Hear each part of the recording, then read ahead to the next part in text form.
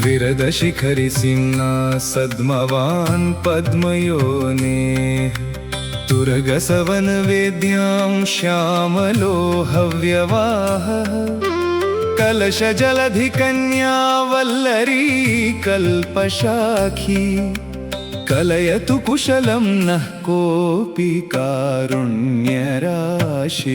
यस्यानुभावमधिगन्तुमशक्नुवन्तो मुह्यन्त्यभङ्गुरधियो मुनिसार्वभौमाः तस्यैव ते स्तुतिषु साहसमश्नुवानः क्षन्तव्य एष भवता करिशैलनाथ गानं ननादिविहितान् अपराधवर्गान् स्वामिन् भयात् किमपि वक्तुमहं न शक्तः अव्याजवत्सल तथापि निरङ्कुशं मां वात्सल्यमेव भवतो मुखरीकरोति किं व्यहरामि वरद स्तुतये कथं वा खद्योतवत्प्रलघु सङ्कुचितप्रकाशः तन्मे समर्पय मतिं च सरस्वतीं च त्वामञ्जसा स्तुतिपदैर्यदहं धिनोमि मच्छक्तिमात्रगणने किमिहास्ति शक्यम् शक्येन वा तव करीश किमस्ति साध्यम् यद्यस्ति साधय मया तदपि त्वया वा किं वा भवेद्भवति किञ्चिदनीहमाने स्तोत्रं मया विरचितं त्वदधीनवाचा त्वत्प्रीतये वरद यत्तदिदं न चित्रम् आवर्जयन्ति हृदयं खलु शिक्षकाणां मञ्जूनि पञ्जरशकुन्तविजल्पतानि यं चक्षुषामविषयं हयमेधयज्वा द्राघीयसा सुचरितेन ददर्श वेधाः तं त्वां करीश करुणापरिणामतस्ते भूतानि हन्त निखिलानि निशामयन्ति तत्तत्पदैरुपहितेऽपि तुरङ्गमेधे शक्रादयो वरदपूर्वमलब्धभागाः अध्यक्षिते मखपतौ त्वयि चक्षुषैव हैरण्यगर्भः विशां रसमन्वभूवन् सर्गस्थिति प्रलय विभ्रमनाटिकायां शैलूषवद्विविधवेषा परिग्रहं त्वां सम्भावयन्ति हृदयेन करीश धन्याः संसारवारिनिधि सन्तरणैकपोतम् प्राप्तोदयेषु वरद त्वदनुप्रवेशात् पद्मासनादिषु शिवादिषु कञ्चुकेषु तन्मात्रदर्शनविलोभितशेमुषिका तादात्म्यमूढमतयो निपतन्त्यधीरा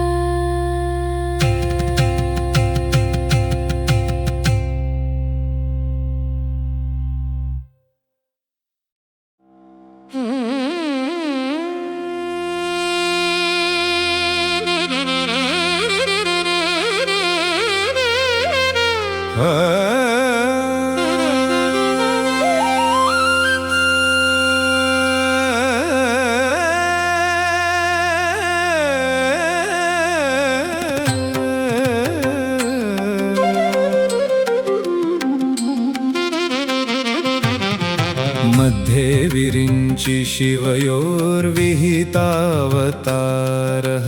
प्रख्यातोऽपि तत्समतया तदिदं न चित्रम् मायावशेन मकरादिशरीरिणं त्वां तानेव पश्यति करीश यदेष लोकः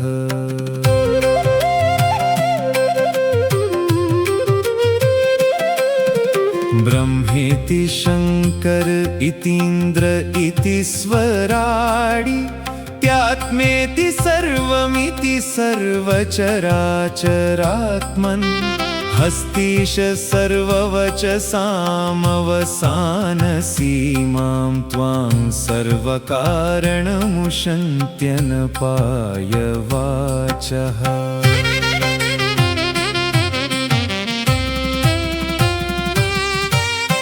आशाधिपेषु गिरिशेषु चतुर्मुखेष्वव्यव्याहता विधिनिषेधमयी तवाज्ञा हस्तीश नित्यमनुपालनलङ्घनाभ्यां पुंसां शुभाशुभमयानि फलानि सूते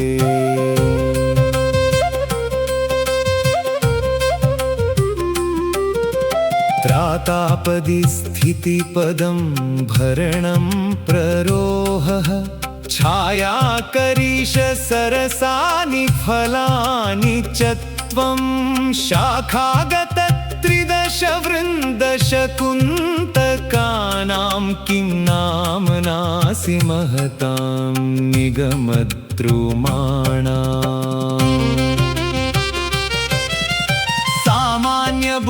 सामान्यबुद्धिजनकाश्च सदादिशब्दाः तत्त्वान्तरभ्रमकृतश्च शिवादिवाचः नारायणे त्वयि करीश वहन्त्यनन्यम् अन्वर्थवृत्तिपरिकल्पितमैककण्ठ्यम्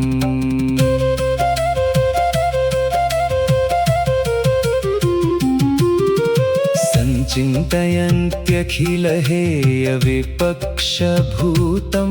शान्तोदितं शमवता हृदयेन धन्याः नित्यं परं वरद सर्वगतं सुसूक्ष्मं निष्पन्दनन्दथुमयं भवत स्वरूपम् विश्वातिशायि सुखरूप यदात्मकस्त्वं व्यक्तिं करीश कथयन्ति तदात्मकां ते येनाधिरोहति मतिस्त्वदुपासकानां सा किं त्वमेव तव वेति वितर्कडोलाम्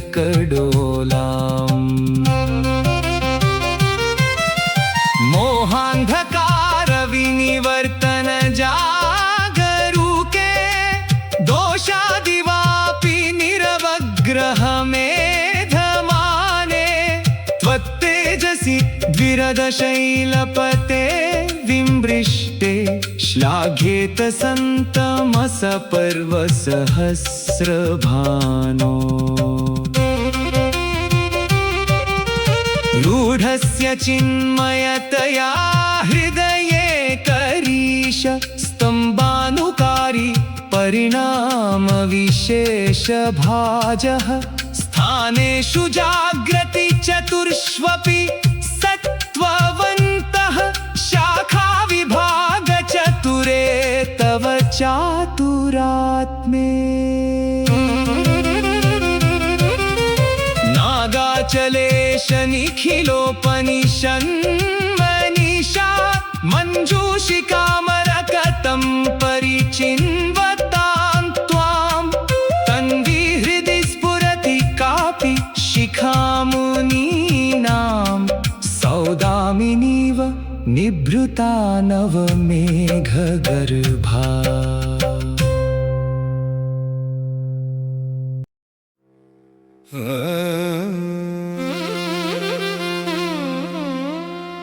औदन्वते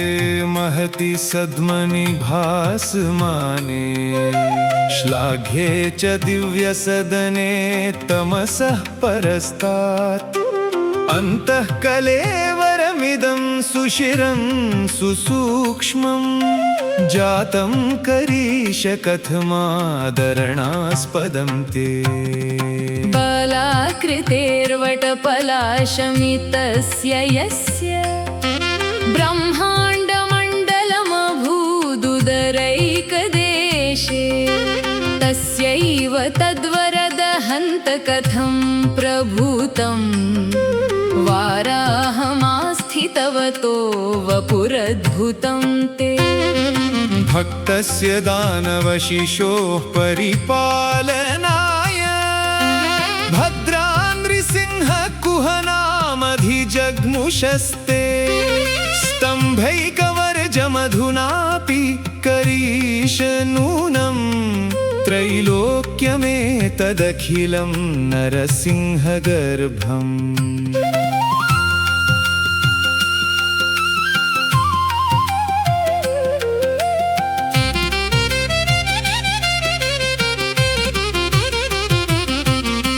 क्रामन् जगत्कपटवामनतामुपेतः त्रेधा करीशसभवान् निदधे पदानि अद्यापि जन्तवै मे विमलेन यस्य पादोदकेन विधृतेन शिवा भवन्ति येनाचल प्रकृतिना रिपुसंक्षयार्थी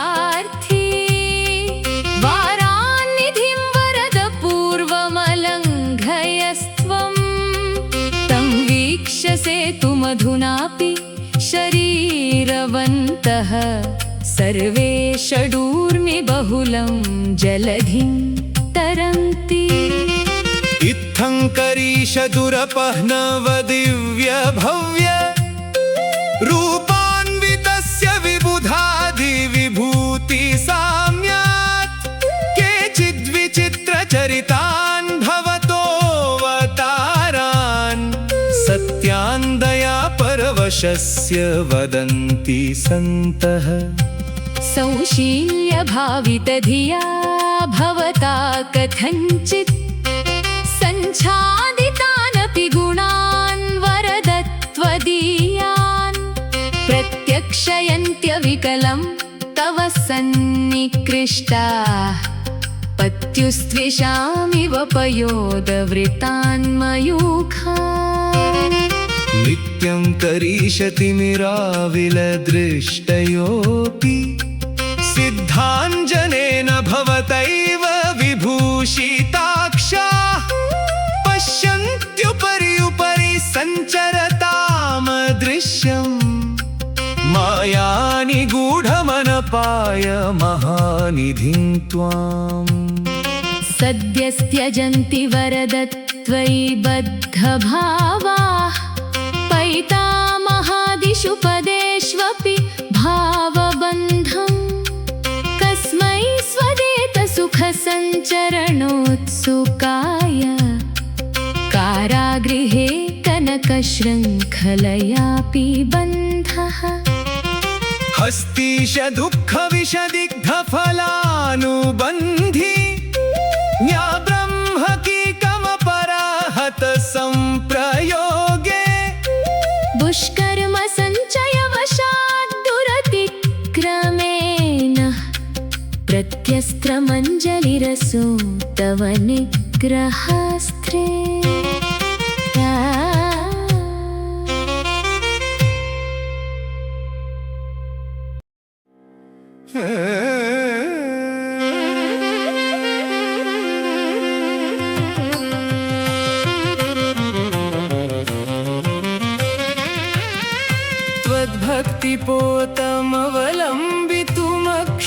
त्वद्भक्तिपोतमवलम्बितुमक्षमाणां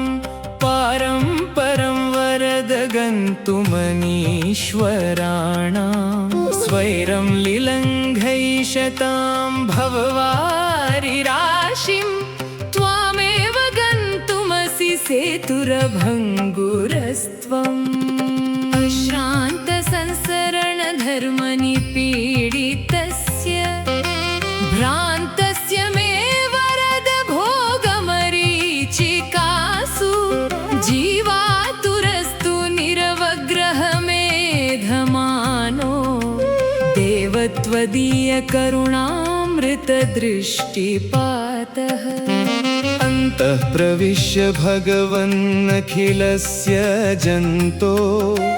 आसेदुषस्तव करीशभृशं दवीयान् सत्यं भवेयमधुनापि स एव भूयः स्वाभाविकी तव दया यदि नान्तरायः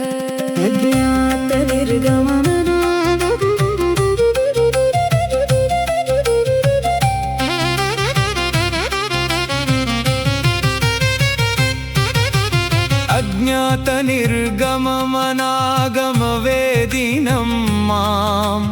अन्धं न किञ्चिदवलम्बनमश्नुवानम् एतावतीङ्गमयितुः पदवीं दयालोः शेषाद्वलेशनयने कैवाति भारः भूयोऽपि हन्तवसतिर्यदि मे भवित्री याम्यासु दुर्विशः वृत्तिषु यातनासु सम्यक् भविष्यति ततः शरणागतानां संरक्षितेति बिरुदं वरद त्वदीयम् पर्याकुलं महति दुःखपयोनिधौ मां पश्यन् करिष्यति जोषमवस्थितस्त्वम् स्फारे क्षणेऽपि मिशति त्वयि निर्निमेषम् पारे करिष्यति दया तव दुर्निवारा किं वा करिष्य कृपणे मयि रक्षणीये धर्मादिबाह्यसहकारिगवेषणेन नन्वस्ति विश्वपरिपालन जागरूकः संकल्प एव भवतो निपुणः सहायः निर्यन्त्रणं परिणमन्ति न यावदेते निरन्ध्रदुष्कृतभवादुरित प्ररोहाः तावन्न चेत्त्वमुपगच्छसि शार्ङ्गधन्वा शक्यं त्वयापि न हि वारयितुं करीश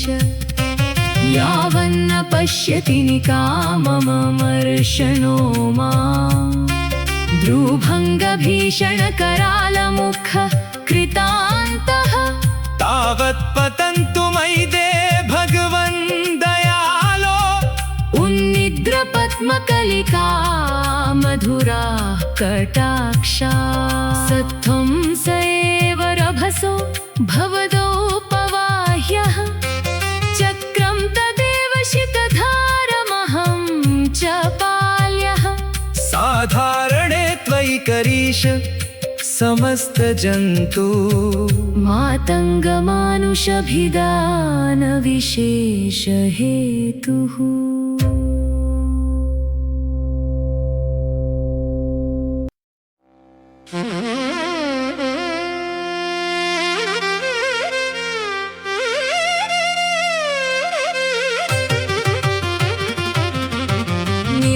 निर्वापयिष्यति कदा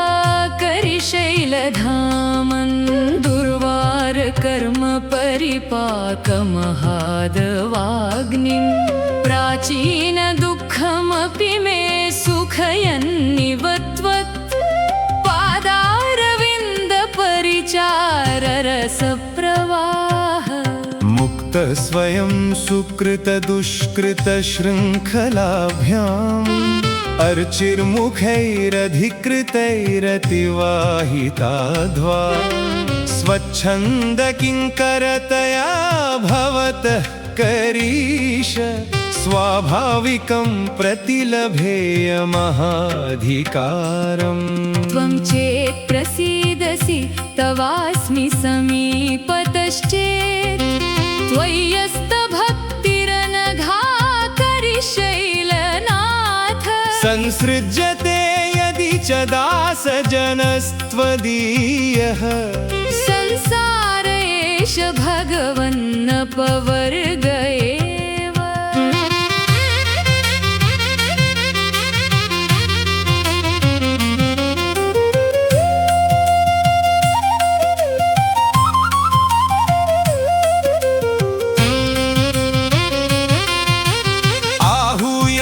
आहूयमानमनपाय विभूतिकामै आलोकलुप्तजगदान्ध्यमनुस्मरेयम् आलोहितांशुकमनाकुलहेतिजालं हैरण्यगर्भहयमेधः विर्भुजन् त्वाम् भूयो भूयः पुलकनिचितैरङ्गकैरेधमाना स्थूलस्थूलान्नयनमुकुलैर्बिभ्रतो बाष्पबिन्दु धन्याः केचिद्वरद भवतः संसदं भूषयन्तः स्वान्तैरन्तर्विनयनिभृतैः स्वादयन्ते पदं ते वरद तव विलोकयन्ति धन्याः मरकतभूधरमातृकायमाणम्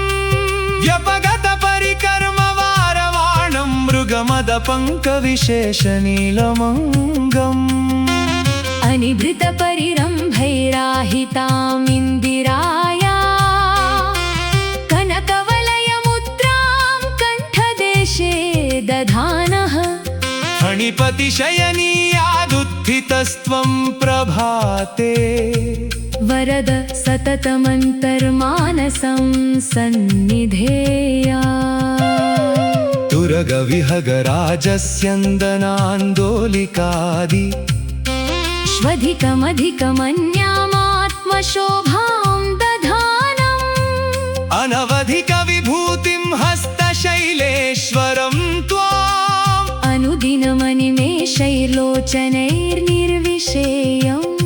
निरन्तरं निर्विशतस्त्वदीयमस्पृष्टचिन्तापदमाभिरूप्यम् सत्यं शपे वारणशैलनाथ वैकुण्ठवासेति न मेऽभिलाषः व्यातन्वाना तरुणतुलसीदामभिस्वामभिख्या मातङ्गाद्रोमरकतरुचिं पुष्णति मानसे नः भोगैश्वर्यप्रियसहचरै कापि लक्ष्मी कटाक्षै भूयः श्यामा भुवनजननी देवता सन्निधत्ता इति विहितमुदारं वेङ्कटेशेन भक्त्या श्रुतिसुभगमिदं यः स्तोत्रमङ्गीकरोति करिशिखरिविटङ्कस्थायिनः कल्पवृक्षात् भवति फलमशेषं तस्य हस्तापचेयम् इति वेदान्तदेशिककृत